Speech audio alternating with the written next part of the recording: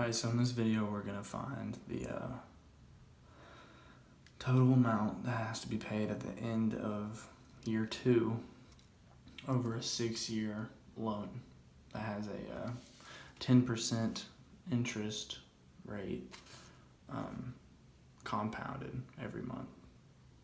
So the first step that it asks us to do is to draw a cash flow diagram with the cash flow information that is given. So to do that, at year 0, then at year 1, the amount is $1,000. At year 2, the amount is $1,250. Year 3, $750. Year 4 jumps up to $2,250.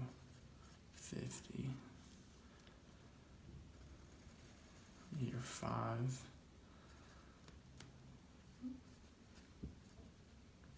$3,500. Year 6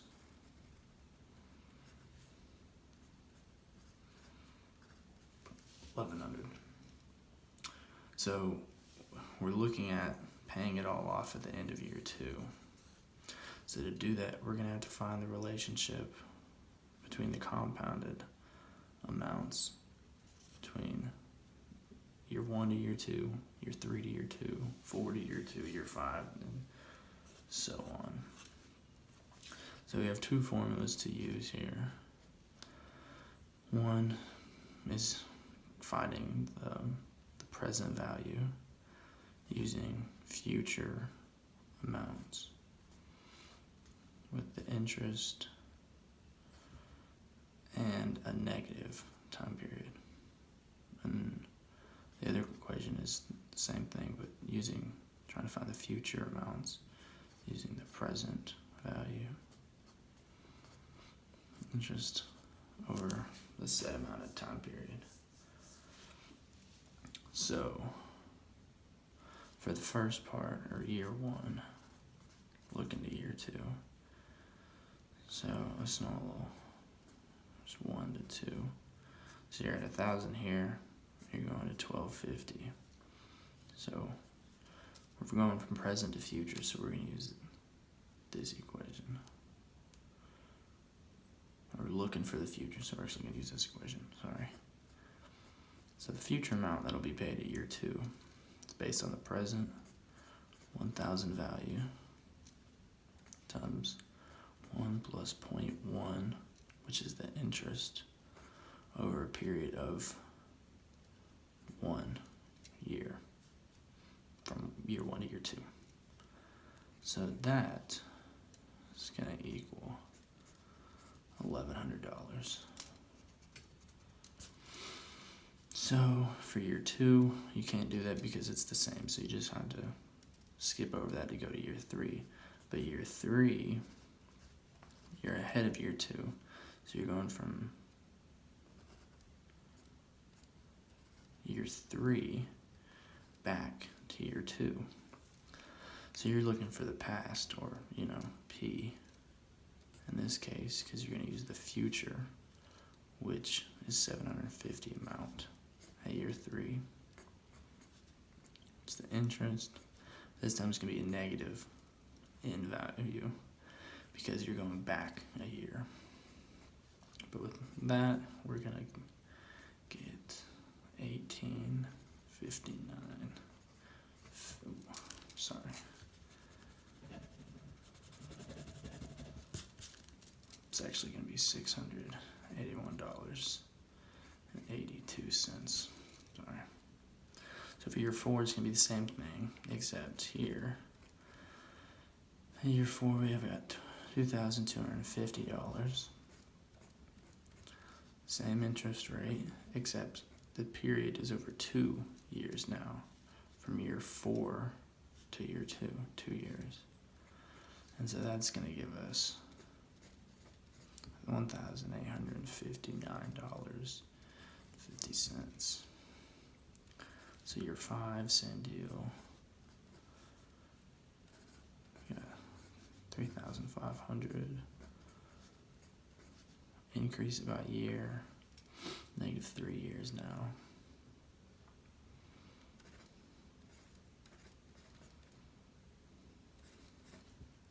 And that's our value. So finally, year 6, got 1,100,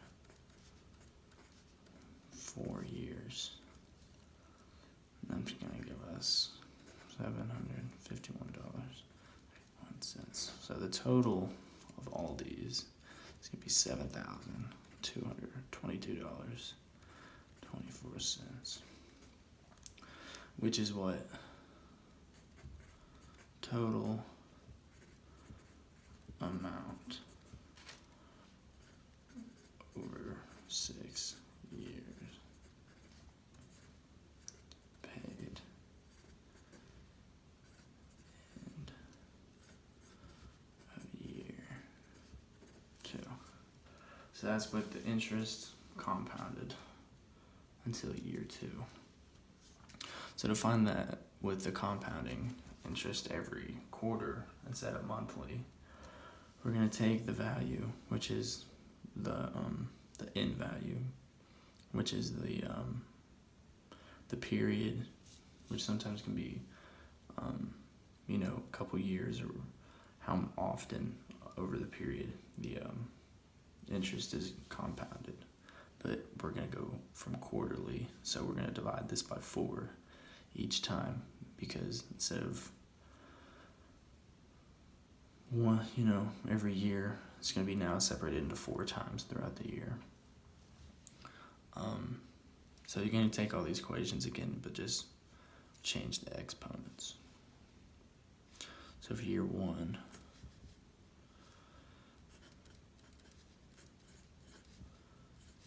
same equation. It's going to be 1/4, which that's going to give us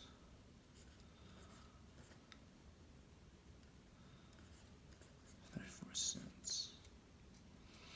Okay, so for year 3 now, skipping year 2.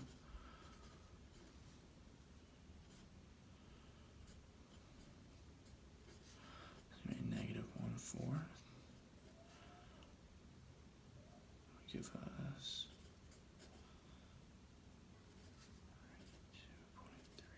2.34. Sorry. So actually for year 1, it's going to come out to be $1,000.24. Sorry.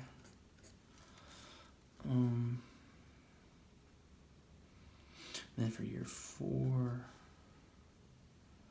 we're going to have $22.50.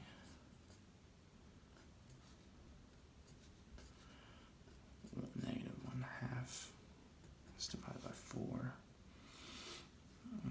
That's going to give us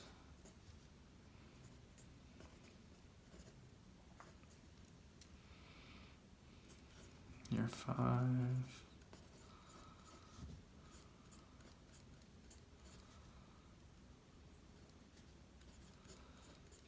This is the exponent.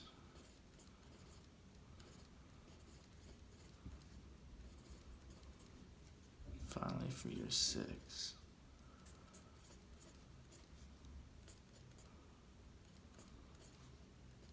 just be -1, because it's divided by 4, which will give us 1,000. So you take all these values, total them up, $7,160.28, meaning that the difference between using compounded interest every month of the year or quarterly will give you $138.04